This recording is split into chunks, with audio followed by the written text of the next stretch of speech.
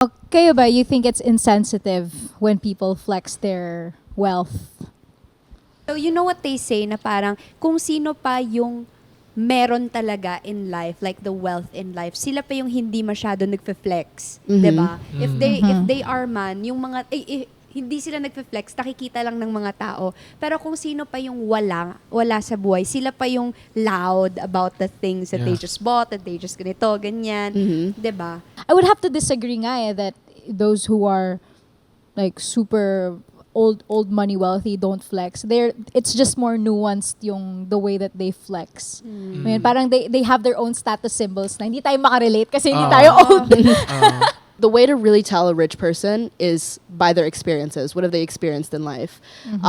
Because when I talk to people, sometimes I can tell you were raised wealthy. For example, let's say they travel often, so they'll bring up, oh yeah, when I was in this and this place, and I'll be like, okay, and this place and this place. Yung flexing culture, wala pa lang yung term na flex, pero it has existed way before social media pa. Like the desire to be liked, validated, respected, the desire to be sexually appealing is innate to us. Parang it's in human psychology na talaga. Wala akong pakialam dyan.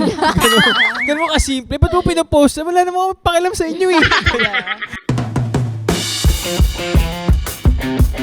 So, for tonight's episode, we're going to be talking about flex culture. Okay? Natawa din si Emman eh. Hello guys, welcome to another episode of Trggrd. You're here with Cheska. With Vince. I'm Thea, Astley, and we're joined again by our special guest. Hi, I'm Emma. Yes! Go! And thank you guys again for tuning in to Trggrd. At nandito pa rin tayo sa Aqua Party Club where you can dive into freedom! Yes, it's located at 1917 Adriatico Street, Malate, Manila. Yeah, and Thea, we have new batches of food, Oo nga. Yes. We have crispy pata, we have tuna kinilaw, and of course, we have dynamite. Dynamite. I'm excited Yeah. for that. Okay. Tapos may kanin pa dito talagang perfect Yes, sir. lunchtime. Okay. Eto, mag-shoutout din tayo for nakalagay talaga dito for Vince, yung shoutout. Yung episode natin na Kasal o Sakal.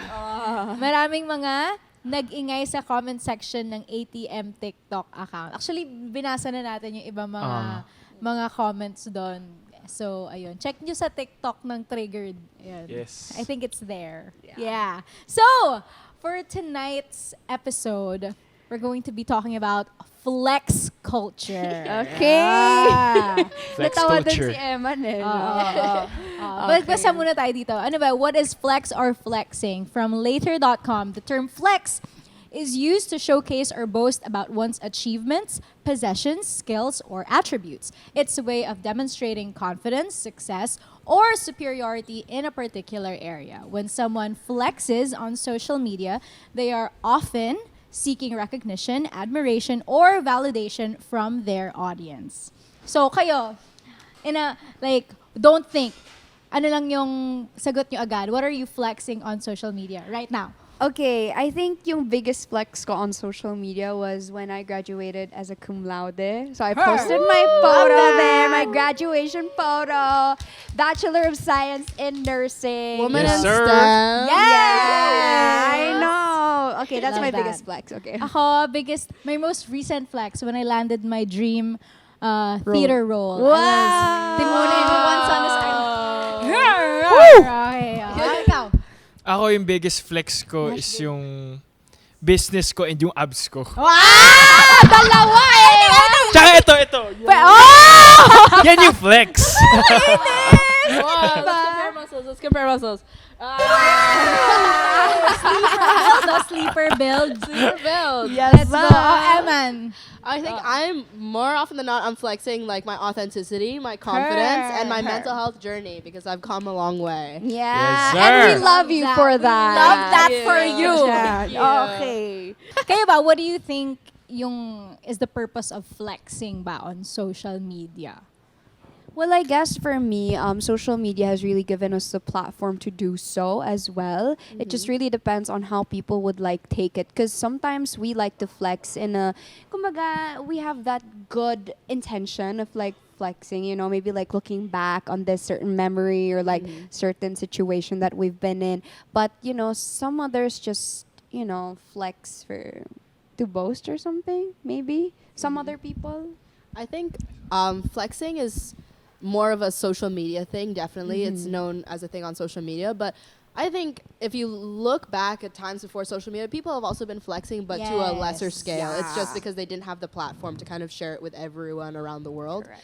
Because when you're proud of something, of course, you're going to want to show it to people, whether it be like your fitness progress or like something you bought, something you did. You're going to want to show it to people. And I think social media just gives people that platform to reach more people. That's true. And I guess it's really magnified because you reach different countries as well, different types of people, you know, that would take things in a different way, right? Ako naman, siguro nagpo-post ako kasi proud ako sa mga like, Yeah. pag may as you progress should. ako, like usually pinapost ko siya sa sa Instagram, ganun. Ewan ko, siguro pinopost ko siya since gusto ko makita ng friends ko. As in, yung legit friends ko talaga na nasa circle ko. Kasi sila yung usually na parang nangangamusta, ganyan. And minsan yun din yung way ko para mapakita ko sa friends ko na I'm doing something. And minsan, okay yung effect niya kasi parang sumasama sila sa akin, na parang na-influence ko sila sa fitness journey nila. And siguro yun lang din yung yun lang din yung parang kung bakit gusto ko mag-post ng mga ganung bagay. Yeah, because sometimes, you know, posts like that sometimes could really inspire other Yeah. people to like really go for something they really want, Yeah. diba? In life. Like their dreams and their passion. With flexing on social media, I agree with you na it's yung flexing culture, wala pa lang yung term na flex, pero it has existed way before social media pa. Like the desire to be liked, validated, respected, the desire to be sexually appealing is innate to us. Parang it's in human psychology na talaga. And parang before kasi, the only way that you could flex is by having parang an expensive car parked in your garage or Yeah. like yung kailangan makita ka talaga ng tao, but now it's right in your pocket because everyone can just see it on their phones. So ayun, I think na it's not limited to a Gen Z thing. Yeah. Yeah. Yung flexing.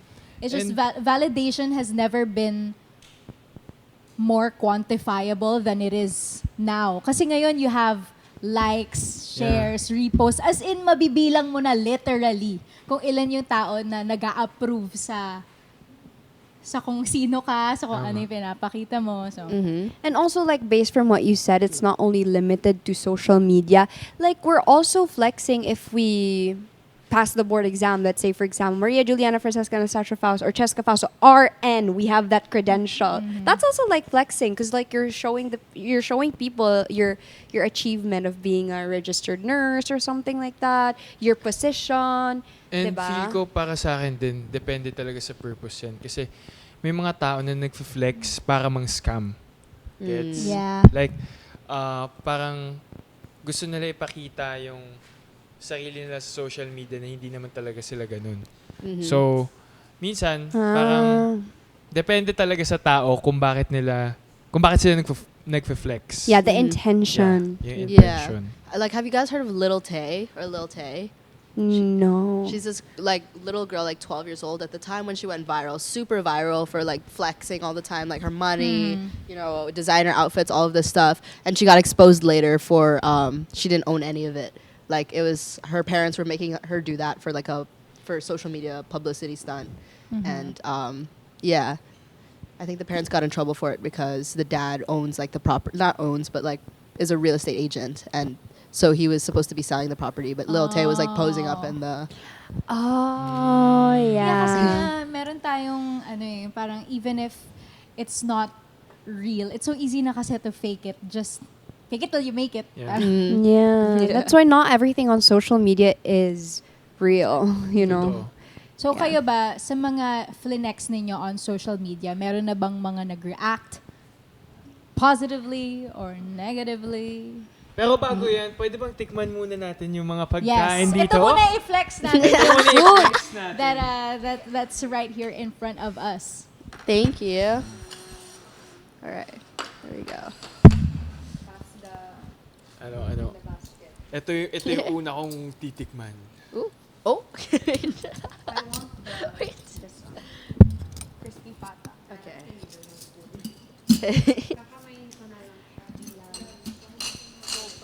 I'll try this. How do I cut this though? I get an apple. Or kaya na? Grabe, ang bilis ng waiter. Ganito sa Aqua, where you can dive into freedom. And kakaiba yung ano nila, customer service nila. Pwedeng hindi ka umuwi. Hindi sila mag-close hanggat di ka pa umuwi. Oo. So, Legit to guys, hindi kami nag-joke. legit to. You can sleep here for 2 days.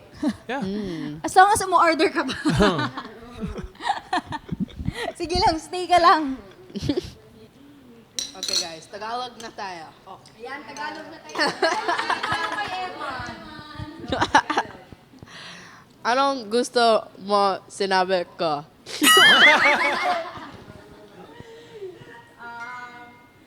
ang ang ang sarap na ito. Medyong sour. What's sour? Maasim. Sobrang maasim. Ay, hindi sobra. Medyo lang. Sakto Yeah, lang. sakto lang, sakto lang. Yeah. Oo. Exactly. Ang sarap ng kinilaw, fresh. Tastes fresh. Ako yung crispy pata. Crispy siya. Crispy yung ipapasok. Okay, but the kinilaw is so good. Mhm. O, diba? Good. I got a lot of it.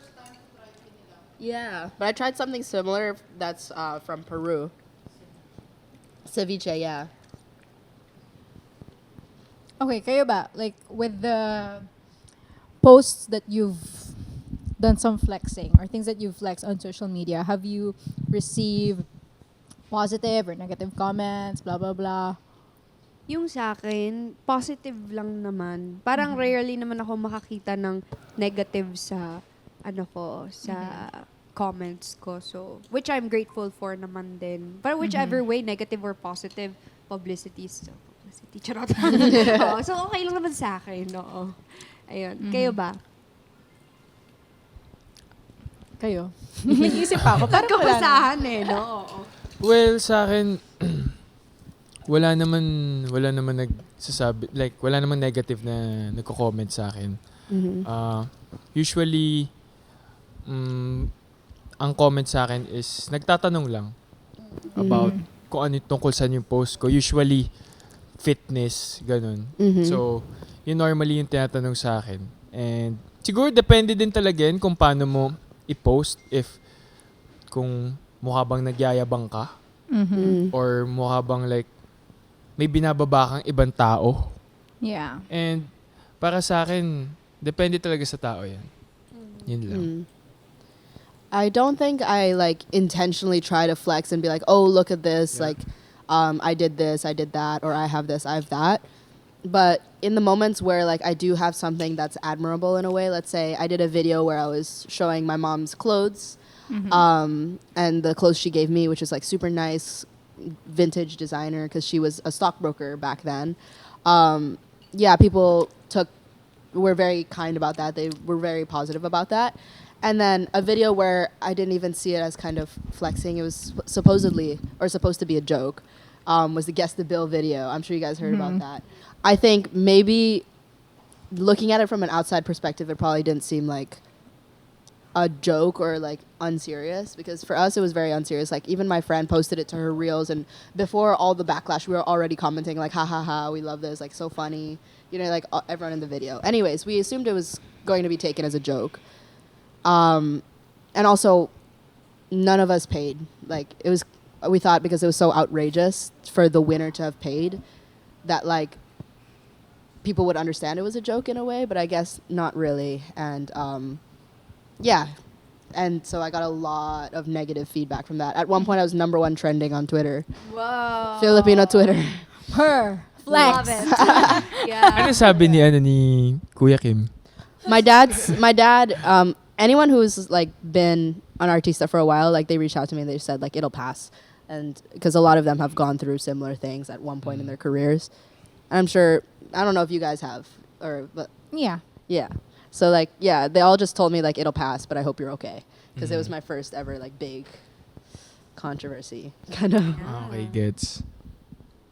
Yeah. Again, bad I think publicity. honestly, It's so I think the backlash was heavier on you in particular Yeah. because of your last name. Yeah. Yeah, that's true. And I've seen a couple of your videos and I know that you actively acknowledge your privilege, which is very admirable. But it's the thing is that when you have privilege, parang you have to accept that there's a higher expectation on you to be more socially sensitive. Yeah. Yun nga. So I get that you guys didn't mean for it to be degrading, like the video, you meant it as a joke, but wala eh, there's a quote nga na in a country that is well governed, poverty is a shame, but in a country that is badly governed, wealth is a shame.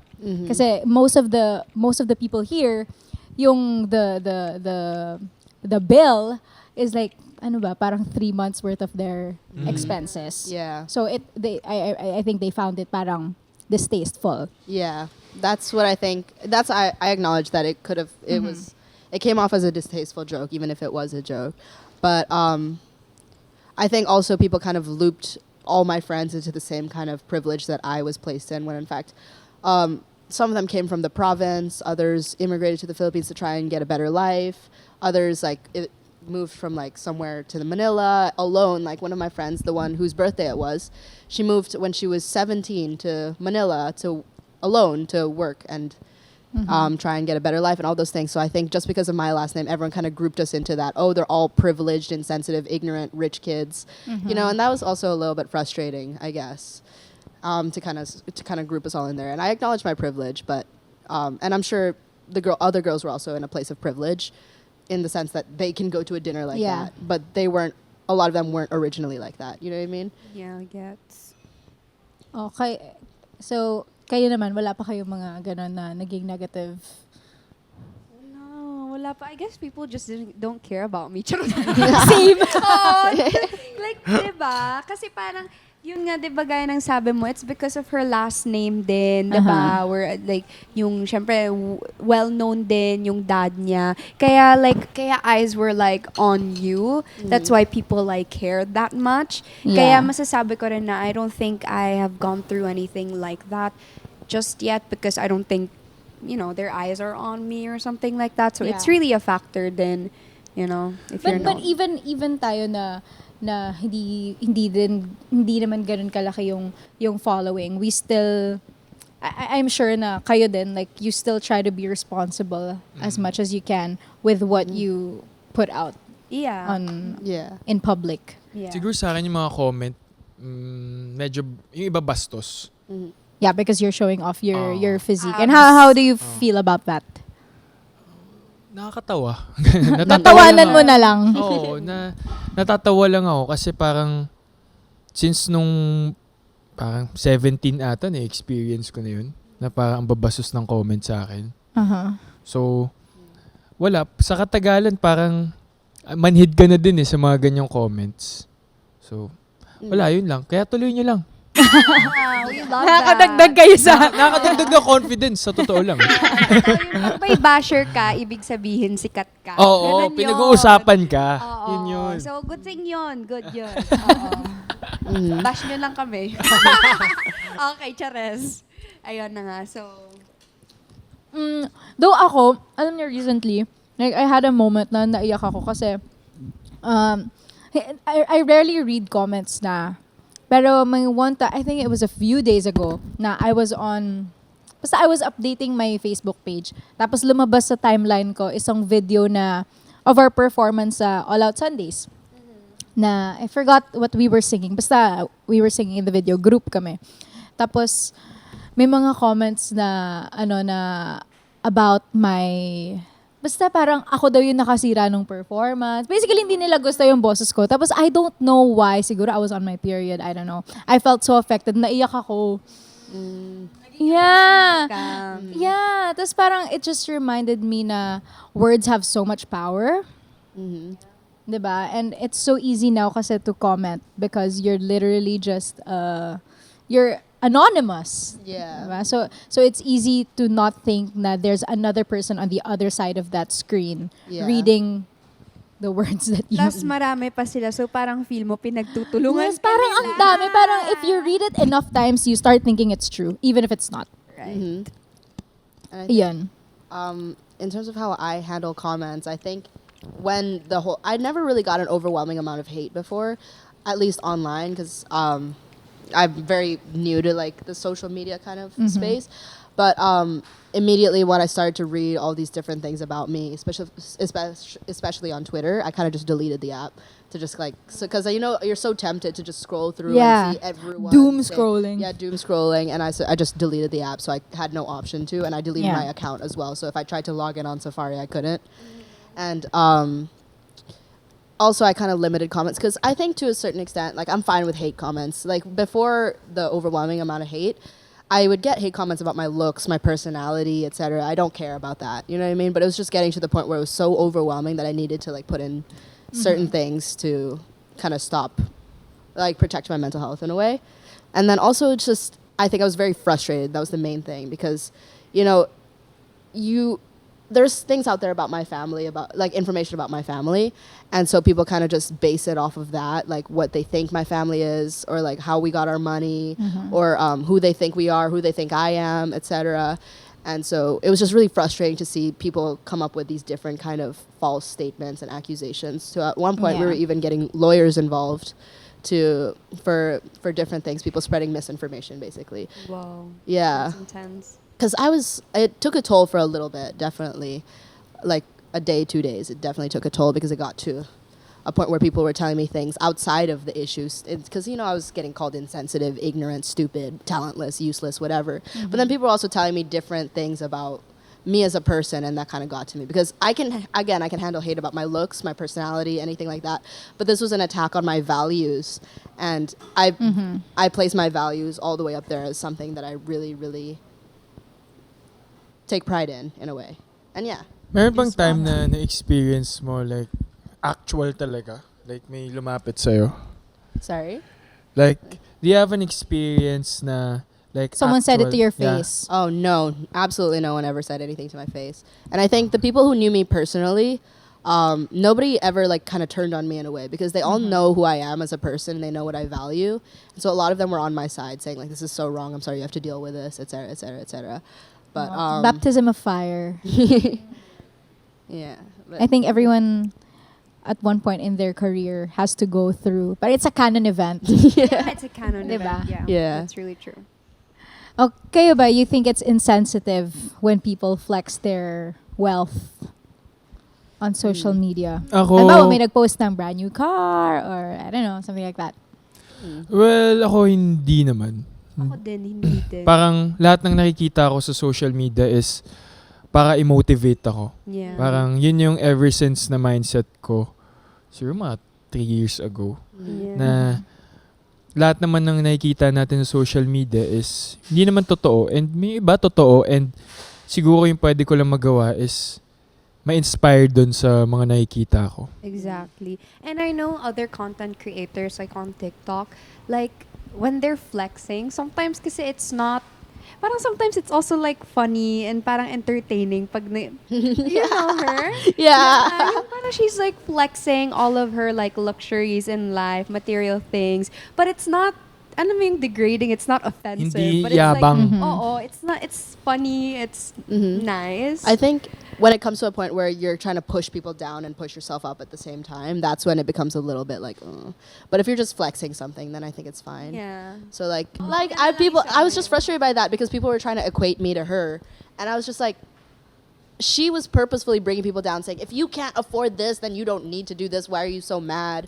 Saying like, why don't you just work harder? Blah blah blah blah. And like, it was just like, is that really how people view me in that same kind of like? Yeah. I was just same really like, kind of realm. And yeah. I also think kasi ngayon, it's a new job industry to post. Diba yun nga, influencers, that's what they do. Like companies send them things and then they post about it. So parang it's hard to escape that kasi parang the system is against us. Parang the system keeps feeding us things that we want. Parang it makes us want to want things. And then in turn, we're gonna post about it. Thus, it influences other people to want these things and then buy it and then post about it again. It's a cycle. No, parang it will take a lot of willpower to resist that message, which you can't because that's the system. Yeah. I think By design. I also just kind of I don't get annoyed when people like flex their things. I'm happy for them, and it also is inspiring in a way. But I think sometimes I get just a little bit like irked out if I can tell like, you know, they're trying to pretend to be someone they're not to flex. You know what I mean? That's when it gets a little bit like that's where we draw the line. Like, Yeah. parang, she's just, or he's like just. it's like pretending or like, you know, something like that. Oh, I think yung term for that is like parang medyo, hindi lang sa looks, parang lang catfish ka of your life. Yeah. Like you're pretending to be somebody else but you're actually not like that. Yeah. So you know what they say na parang kung sino pa yung meron talaga in life, like the wealth in life, sila pa yung hindi masyado nagfe-flex. 'Di ba? If they are man, yung mga hindi sila nagfe-flex, nakikita lang ng mga tao. Pero kung sino pa yung wala sa buhay, sila pa yung loud about the things that they just bought, that they just ganito, ganyan. 'Di ba? So, Ngayon nga, kasi nga it gives you validation. Yeah. Yeah. And hindi yun, parang, ano siya for me, it's, like what I said kanina, yun na talaga yung system that's put in place. So it's hard to escape that. And I would have to disagree nga that those who are like super old money wealthy don't flex. It's just more nuanced yung the way that they flex. I mean, parang they have their own status symbols na hindi tayo makarelate kasi hindi tayo old. Alam nyo Old ba? money. Oo nga. Alam nyo ba, yung mga luxury bags, kasi I did not come from a wealthy family. Like, we don't buy luxury stuff and all. Average lang kami. And then, nung nagkaroon ako ng like luxury bag, which was just ano lang naman sa akin, doon ko pa nagka-knowledge ako na parang, ganito pala yung itsura ng ganitong certain bag, ganon. So parang, pag mayaman pala, pag nakakita ka ng someone, tas not knowledgeable ka about the certain looks of a luxury bag, parang wala lang din yun, di ba? Pero pag like knowledgeable ka na about it, tapos nakita mo may gamit siyang ganyang bag, parang doon mo na, okay, aware ka na ganito, ganyan. Yeah. Di ba? Okay. I think- May point ba akong sinabi doon? No, gets ko yun. Kasi parang for someone, like, for example, someone na as in, like, walang-wala talaga. Like, pwedeng sa kanila yung brand na, I don't know, it's expensive. And then, for someone naman na middle class, yun yung baseline nila. And then, these other brands, yun yung gusto nilang ma-attain. Those naman na above pa that, yun naman yung baseline nila. So, I get what you're Like, saying. parang yun yung awareness mo about certain things. I think I grew up in ISM, which is like, I don't mean to, this is not like a flex, it's just objectively, it's the most expensive school in the Philippines. And so I was surrounded by a lot of people who were, you know, quite rich. Yeah. And I think the way I can tell when someone is wealthy is not by what they're wearing, not by like, you know, how their social media looks or anything like that. Because what I've learned is a lot of people, like some of them will even wear Shein, some of them will wear like Shopee clothes, you know what I mean? Like others, of course, they'll wear the classic designer stuff. But the way to really tell a rich person is by their experiences. What have they experienced in life? Because when I talk to people, sometimes I can tell you were raised wealthy. For example, let's say they travel often, so they'll bring up, oh yeah, when I was in this and this place, and I'll be like, okay, and this place, or they went to boarding school, another example. Just by their life experiences, that's how you can tell if someone's rich. Yeah, actually, that's really true. That's really true. Sa amin kasi sa Lasal, ano eh. Yung pagkasabi. Ano, saan tayo na mamaya? Ganyan. Ako nga rin eh. Nag-Ateneo ako, pero parang dun ako sa mga blockmates ko na ano, yung pareho na. Tapos Yung makikita mo sa yung... Gonzaga kakain, tapos kay Ate Rica's back sila. Ay, araw-araw, kasi yun yung pinakamura. Tapos yung mga klase mong pagpasok, ang yaman-yaman. Tapos pagtabi sa'yo, uy, pare, pautang naman dyan, oh. Parang minsan talaga hindi mo alam kung ano eh, kung saan nanggaling yung tao. So, dapat talaga, like, tamang respect lang talaga. Kami nga nung college mag-contribute tayo para sa Xerox copy. Sa photocopy ng ano natin, thesis natin ha. Magbayad kayo ha, 20 lang yun. Diba? Sino sasama? Pauwi na ako. Dadaan yung bahay nyo. Ganyan. So, sabay-sabay. Kayo ba naka-experience na din kayo na parang na-affect kayo sa flex ng iba? Na medyo na... Never. Parang meron na experience. Ako meron na ako, ganun. I think. Hindi ko lang maano, but... Yeah. More- Ano yun sa'yo? More on sa... parang... Siguro parang tong time na yun, tinamaan lang ako. Mhm. Well, kasi dahil siguro parang yung tao na yun, like medyo may bad trip ako sa kanya. Okay. Ganun, sa simula pa lang. So, parang feeling ko, hindi magandang example yun. Kasi Okay. at sa first, medyo bad trip na ako sa kanya. Okay. So, feeling ko, naiinis lang ako sa kanya kasi, syempre, dahil nagpe-flex siya, tapos naiinis pa ako sa kanya. Correct. Ako never. Hindi ko alam pag like masyado lang din Talaga? ako. Oo, never. Parang, sige, flex, bahala ka dyan sa buhay mo. Bakit ikaka-unlad ko ba yun? Or like whatsoever, bahala ka dyan. No, ako, what I mean is parang, there are times na I'm not gonna lie na when I see other people with certain things that I want, not just material things, but they're in a place in their career that I wish I was at.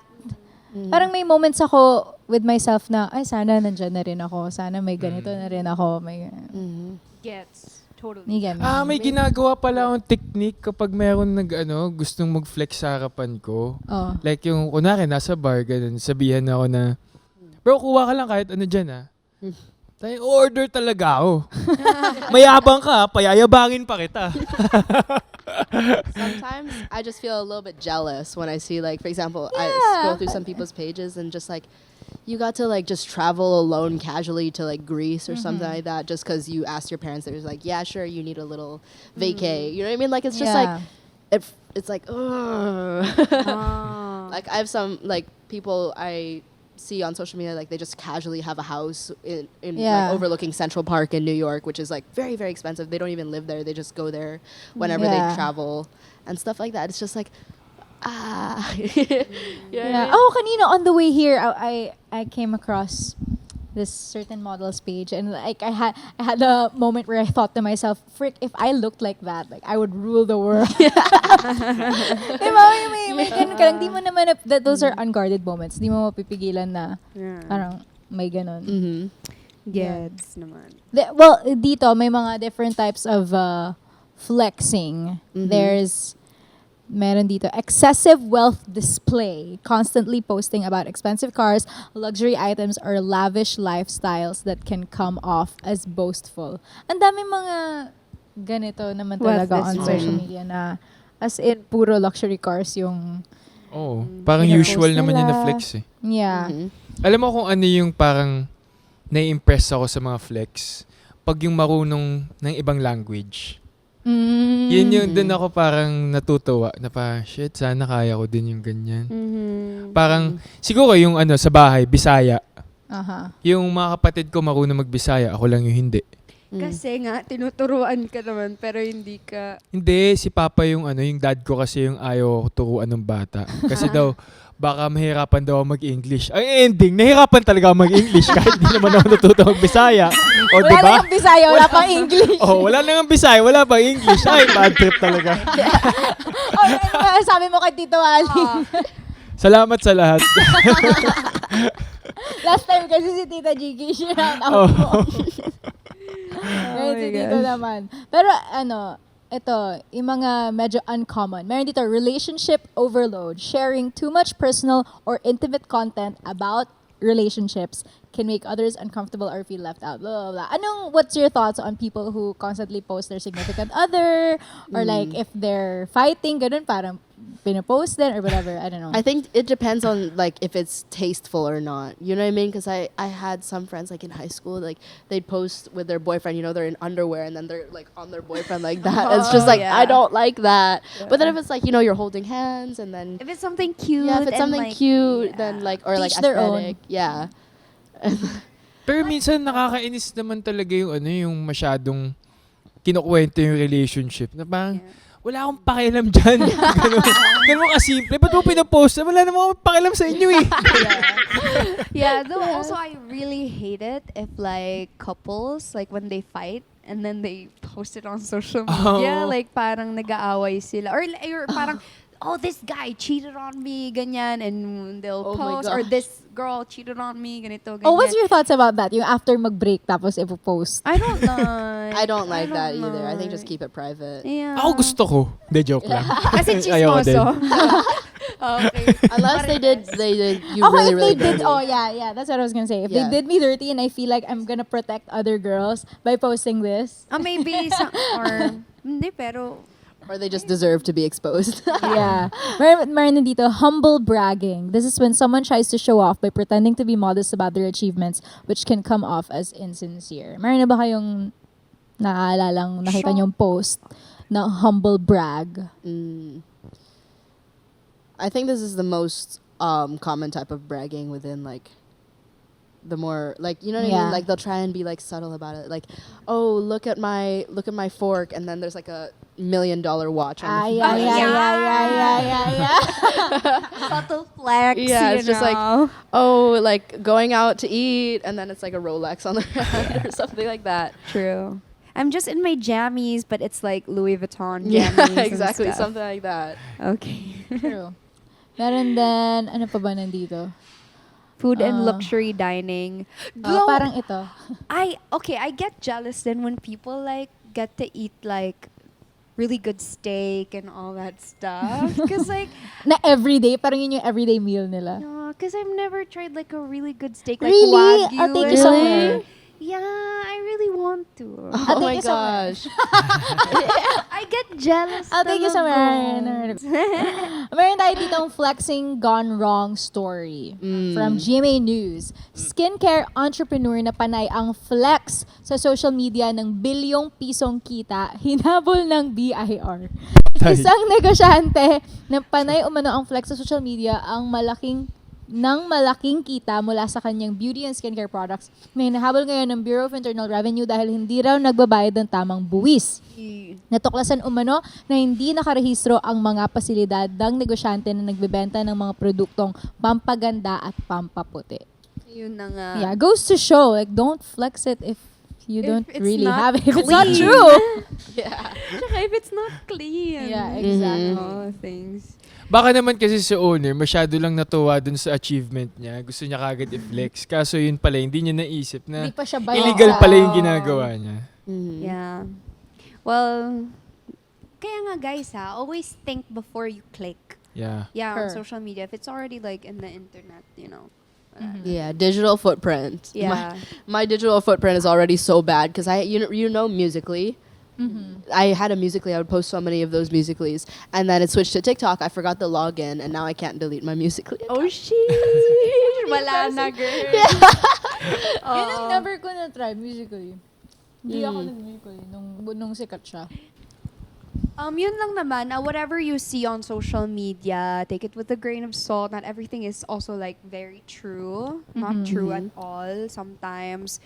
So, wala lang, scroll at your own risk. Pretty Yeah. much. And think before you Ako, click. I would say be responsible. Like, I understand freedom of speech and all that, but as human beings, we have a social responsibility. So be mindful of that lang. Mm-hmm. And siguro pinaka-important is mindset. Mm-hmm. For me, importante yung mindset since sa sobrang daming nakikita sa social media ngayon nasa yun kung paano mo tatanggapin yung mga nakikita mo. Is it para ma-feel ka na unmotivated or para ma-motivate ka? Yes. So, nasa yun na yun. And always choose to be motivated, yes. bro. Pag may bago siyang car, magkakaroon ako niyan. Oh, di ba? Diba? Diba? Oo, kung siya nagawa niya, Kaya ko din. Kaya ko. Yan. How about you, Emman? I think Some parting words. adding on to mindset, I think it's also very important to assess yourself and why you're reacting in a certain way or why you're posting a certain thing, you know what I mean? And kind of like reflect. Because sometimes, like, of course, I'll get angry when I see someone's post and I'll be like, I want that. Like, why do they have it and I don't? And then I kind of clock myself. I'm like, wait, why am I hating this person just because of this and that? And then other times, you know, I'll try and post something and it'll be like, what are my intentions of posting this? Like, why do I want to post this? And then I'll think, oh, is it because I want to show off or is it because I'm proud of it, et cetera, et cetera, et cetera. You know what I mean? Just a lot of self-reflection. right. So there you have it, guys. Thank you so much for watching this episode. And once again, thank you, Emman, for joining Thank us. you guys so much. Thank you, Emman. Thank you. Such a beautiful person. Yes. Thank And of you. course, Inside and out. yes, absolutely. And thank you then to Aqua Party Club, where you can dive into Into freedom.